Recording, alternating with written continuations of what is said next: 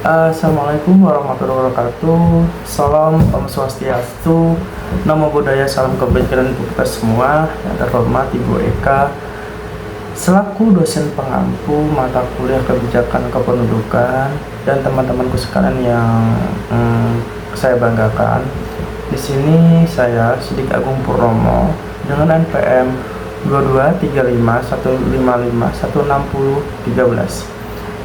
Bahwasannya saya ingin mempresentasikan sebuah materi yang menunjang untuk tugas 2 di mata kuliah Ibu Eka, yang dimana materi yang saya akan sampaikan atau saya akan presentasikan menurut pendapat saya yaitu tentang kebijakan kependudukan. Baik, untuk mempersingkat waktu pada kesempatan video kali ini, saya langsung saja. Jadi di sini saya akan sedikit maaf ya teman-teman, ini tadi ada sedikit kendala, yaitu spidolnya hilang. Untuk langsung mulai saja. Jadi di sini saya akan sedikit menjelaskan tentang kebijakan kependudukan.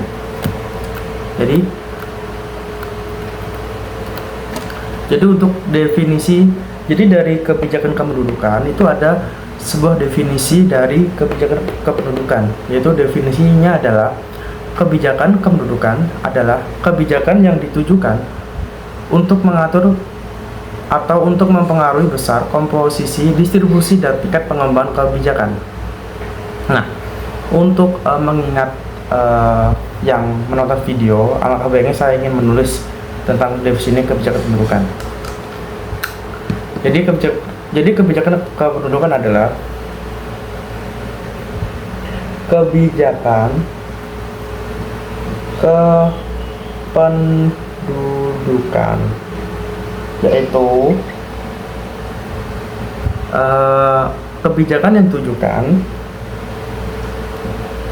kebijakan yang ditujukan untuk mempengaruhi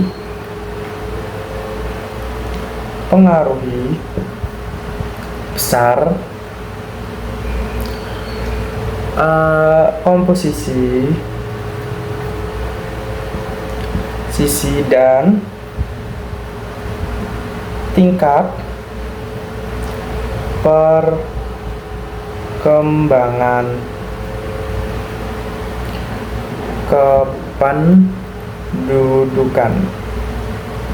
Jadi ini adalah suatu definisi menurut saya tentang kebijakan kependudukan. Mungkin saya akan sedikit mengulang biar penonton itu paham yang tentang atau yang saya jelaskan tentang definisi kebijakan kependudukan. Jadi yang sudah tertera atau yang sudah saya tulis di papan tulis mini ini, kebijakan kependudukan adalah yaitu kebijakan yang ditujukan untuk mempengaruhi komposisi dan tingkat perkembangan penduduk. Nah, yang saya harapkan dari teman-teman paham ya. Jadi ini, maaf emang tulisannya agak sedikit jelek.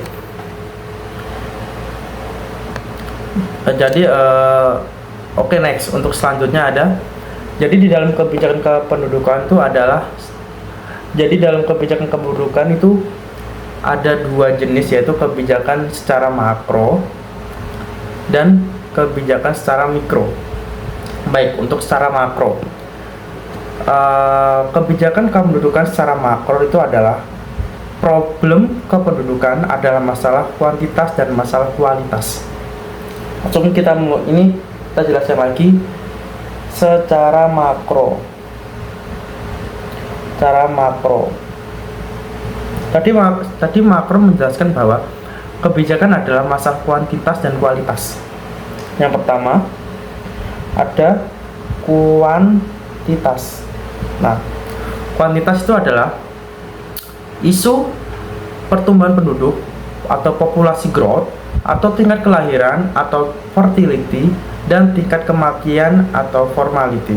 dan persebaran yang tidak merata atau migration, tidak merata atau migration.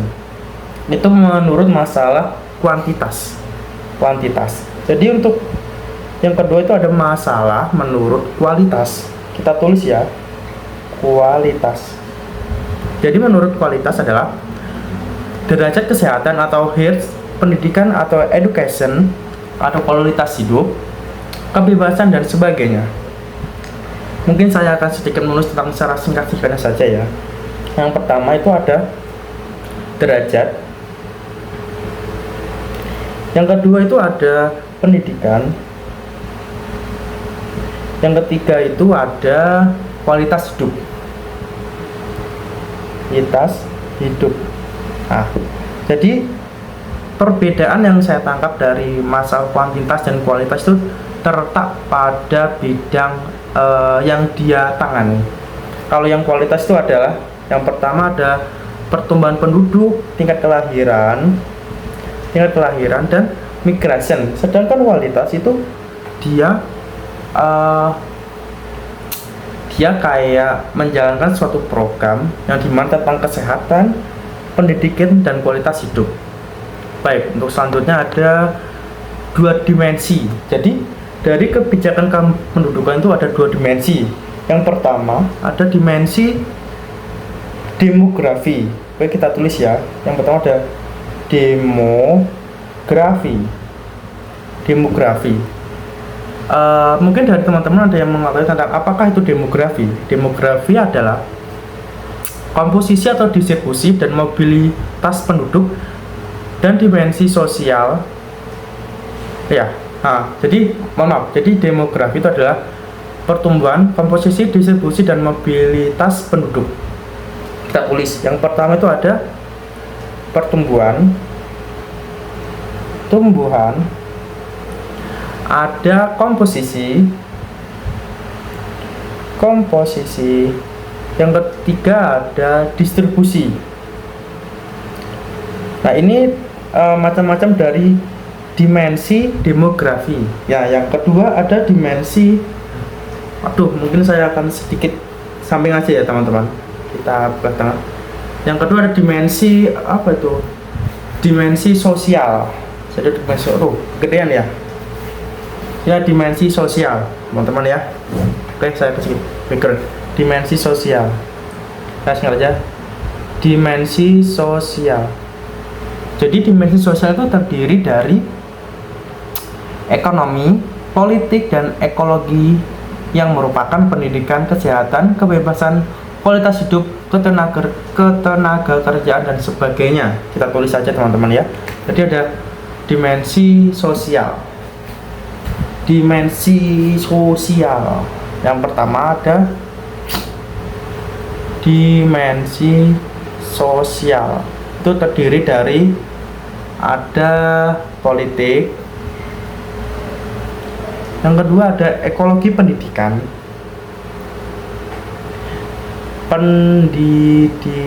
Oke teman-teman, itu jadi yang saya jelaskan tentang 2 dimensi itu, yang pertama ada dimensi demografi, terdiri dari 3, yaitu pertumbuhan, komposisi, dan distribusi.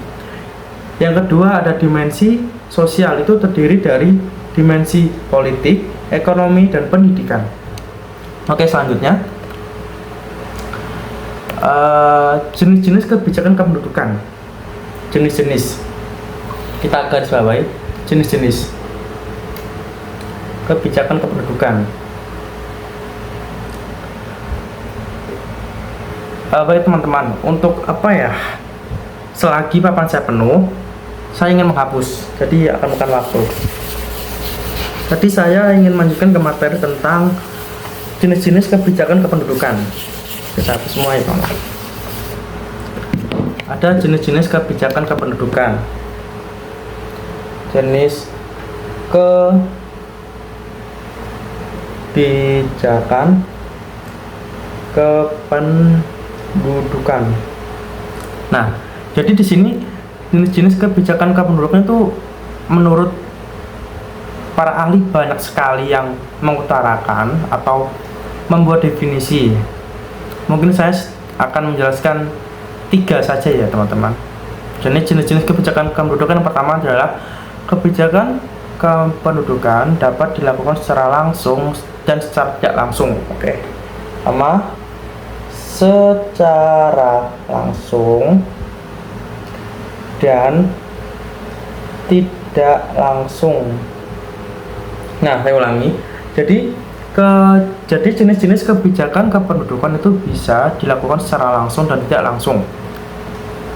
Nah, di dalam jenis-jenis kebijakan kependudukan ada yang pertama kebijakan eksplisit.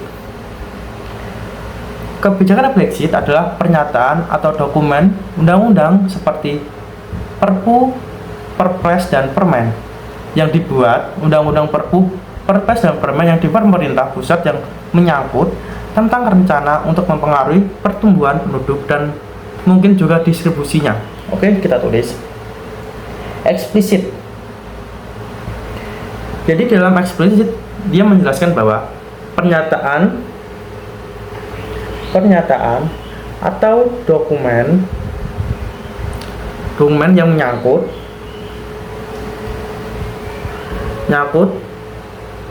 pemerintah yang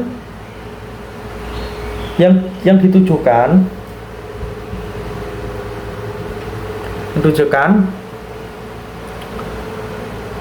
untuk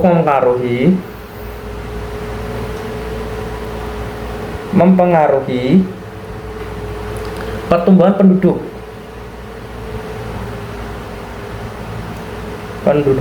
Jadi saya ulangi, di dalam jenis-jenis kebijakan yang pertama adalah kebijakan eksplisit. Dia menyatakan bahwa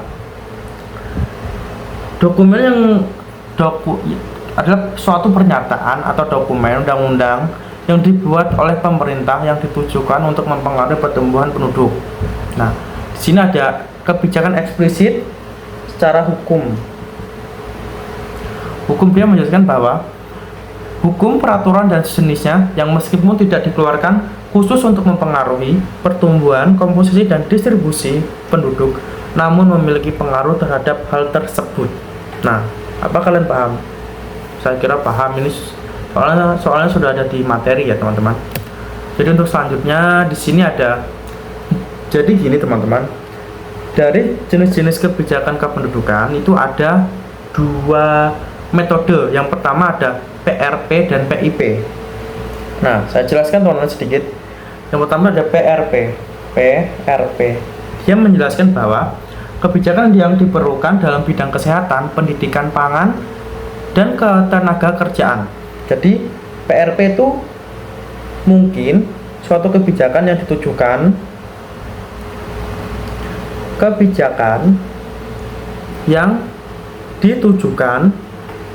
dalam bidang seperti kesehatan, pendidikan, dan ketenaga kerjaan. Nah, jadi PRP itu suatu kebijakan yang ditujukan untuk bidang kesehatan, pendidikan, dan ketenaga kerjaan. Sedangkan PIP itu suatu kebijakan yang dirancang untuk mempengaruhi secara langsung tingkat fertilitas, mortalitas, dan migrasi penduduk. Yang pertama ada fertilitas, yang kedua ada mortalitas, yang ketiga ada migrasi penduduk. Oke teman-teman, jadi perbedaan yang menurut saya sangat signifikan dari PRP dan PIP itu terletak dari kebijakan dua metode tersebut. Kalau PIP kan dia suatu metode yang ditujukan untuk pertumbuhan penduduk, ketahanan pangan, dan pendidikan. Nah, sedangkan PIP dia ditujukan untuk fertilitas, mobilitas, dan migrasi penduduk. Itu sangat jauh ya teman-teman. Itu lanjut saja.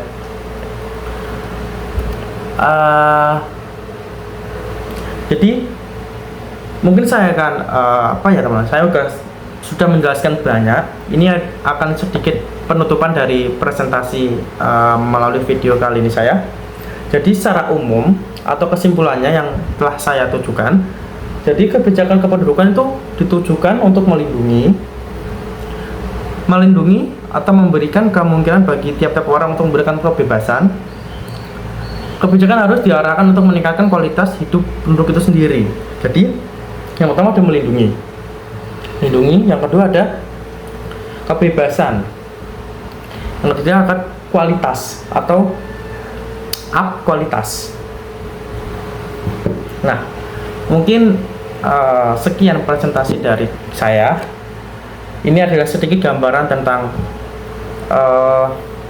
materi yang saya berikan melalui video kali ini.